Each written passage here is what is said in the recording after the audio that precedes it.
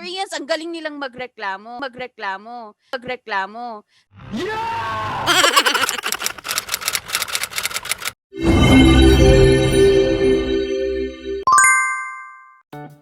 Hello, beloveds!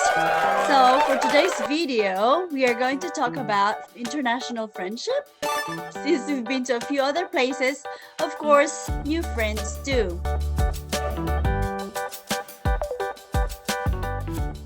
I thought before that Filipinos are the loudest people because we are typically known as talkative. But when I went to Vietnam, they're actually more talkative and noisier. But I think it's just because of their language. That's I why. find Filipinos tend to be more personal. Maybe because of the language, maybe. Kasi lahat na pag-uusapan, and I think like Filipinos tend to be more green, if you know what I mean. Siguro, I think with foreigners too, but since we are speaking different language, hindi ganun kalalim yung usapan. Mas madaling makakonect sa Pilipino, na nagigets natin yung joke natin sa isa't isa, pero pag gagamitin natin sa ibang lahi, hindi nila magigets or hindi natin magigets yung joke have nila. different personalities. You gauge what they like. You get to know them, and then after that, you can discuss things. Parang ganun din sa foreigners. Iba-iba din yung background nila, ibang personality. So, I get to know them first, and then after that, I can talk about anything. Along with the language, sinabi nyo na, yung kultura, yun nga, sa March, isang joke eh. But, so I thought it was just the language, but my friend told me, no, sobrang daw, body language, yung tinginan lang natin, gets na. So, in the beginning, I guess it's different kasi you're used to something na nakasanayan mo na. But as time goes on, mag-a-adjust both people. Kasi that's what friends are. Expressions too would differ, our way of expressing ourselves. I saw how proud they are of their country. Yung nanalo yung Vietnam sa soccer. And then yung Colin, Vietnam, yung very enthusiastic sila during that time. And maybe it's because they are the host country, talagang gusto nilang i-show yung culture nila sa akin. So, they invited me to their house, tapos yung papakainin kanila. One more thing siguro na talagang parang na-immerse din ako sa culture nila is yung mga Buddhist is they have to go to a pilgrimage. So, there I appreciated. The first one na appreciate ko talaga sa kanila is I understand bakit fastly develop yung country nila, and so the values that I've learned is one, being critical thinkers.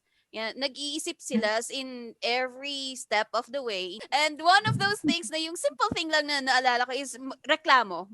Koreans, ang galing nilang magreklamo.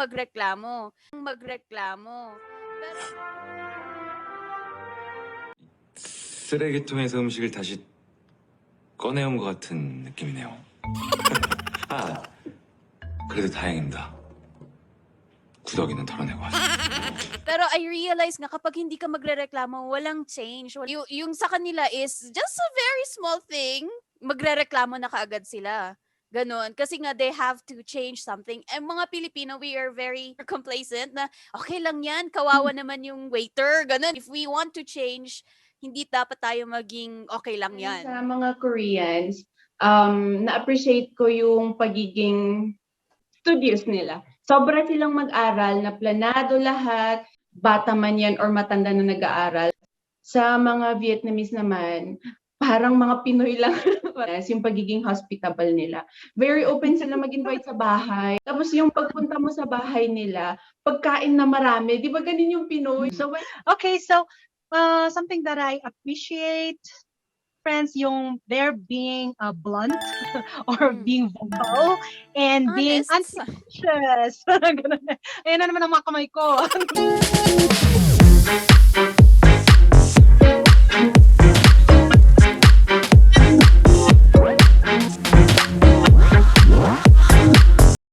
If I I meet friends kung for the first time, medyo I guard myself. Pero sila, ano yun, parang, wow, you're friends agad. So, na what you see is what you get. Parang ganun sila. Yung pagiging game nila and then being adventurous, ganun. Parang, uy, sige nga, itry ko nga rin kasi rinay nila eh. So, I always start from culture shock to culture appreciation. Kasi sobrang, wow, why? Mula sa bakit ganito nila to ginagawa, sa kaya pala nila ganito to ginagawa. The more you know them and the more you experience life with them, ma-appreciate mo eh. And then, magiging open mind ka. Bukod sa magiging open mind ka, sometimes, you know what? This suits me too. Pwede mong ma-adapt eh, pag it's good for you. So, naging open mind ako. Mas naintindihan ko sila. Tapos, feeling ko, it also helped me relate to the next person I'm talking to, whether it's a Filipino or a foreigner. Parang natural tendency na may prejudice. You have prejudice against one country, against one person, one personality. Pero the more you spend time, and the word is friends, not acquaintance, the more you become friends with them, mas nakikita mo na nagbabago yung perspective mo, mas naiintindihan mo sila. Hi, foreign friends. Nakakamiss niyo pala. Sobrang na-appreciate ko yung ano nila, yung lifestyle din nila. Very simple. Sa mga gatherings, mga ganyan, super simple lang talaga. Pag may ginawa kang ano, kahit simple lang na nagawa mong ano, oh, you were so excellent. You did a great job. You did really well. Ang daming ano, positive words. Nakakatuwa talaga kasi dali nilang mag-compliment, I mean.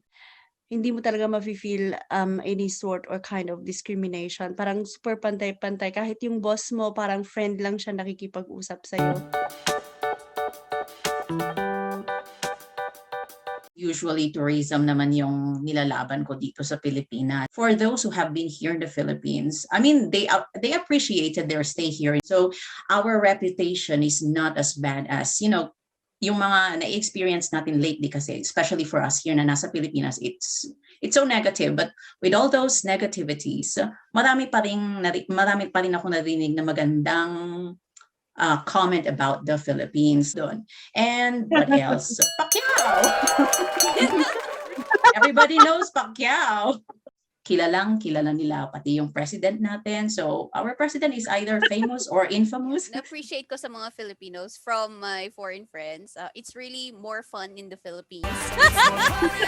Alam mo yun, yung natutuwa talaga sila with us kasi lagi tayong nakasmile and lagi tayong sumasayaw, kumakanta. Ang daming mga natural disasters, yung mga ganun. I mean, we have a hard time, pero we still stay resilient. Pero hindi lang resilient, pero resilient with joy. with maybe positivity, and there's always that hope na something will happen and everything will be better. Mayroon akong, nasa taxi yata ako nun. Bilang, oh, you're from the Philippines, you must be good at singing. No! I'm proud naman yung language. Every time na may nakakausap akong foreigners na nakapunta na sa Pilipinas, very convenient makipag-communicate sa Pilipinas. Kasi kahit na yung mga nagbebenta sa tabing dagat, kaya nila makipag-communicate, mag-effort sila na makipag-communicate in English. So hindi mahihirapan yung mga tourist na pumupunta ng Pilipinas. So yun, very proud ako sa language, English specifically ng mga Pilipino. At yun na rin yung trabaho natin, 'di ba? Nakakakuha tayong trabaho dahil diyan. 'Di ba kahit nga mga domestic helpers, Yes. natututunan nila yung language ng family kung saan sila nakatira. Ang galing ng what I'm Pilipino. proud of is, yes, Filipinos being hardworking people. Yes, we work really hard and then resourceful tayo. We think of other ways to come up with a solution or to solve a problem, something like that. So Additional lang sa sinabi ni Christine, we Filipinos are not scared to do hard work or dirty work. Kaya madaming Filipinos na nurses or agriculture, dirty- yes. mga ganun. Oh, tama. Mga seamen, actually that is a very difficult job, pero hindi tayo takot sa hard work With talaga. friends, yung leadership skill, I don't know about you, pero pag may games or may activities, usually ang leaders in international setting, may Pilipinong part, magaling tayo makisama, parang ang kwela natin, we're fun. So, yun yung nagiging proud ako. Pero sa lab setting, ang ganda din ng image ng mga Filipinos dito.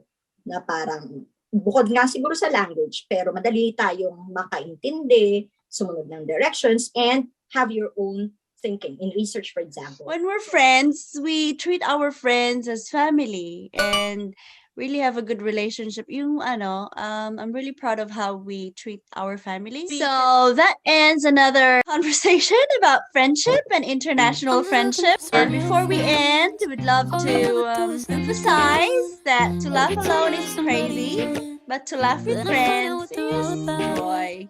Bye-bye. Bye.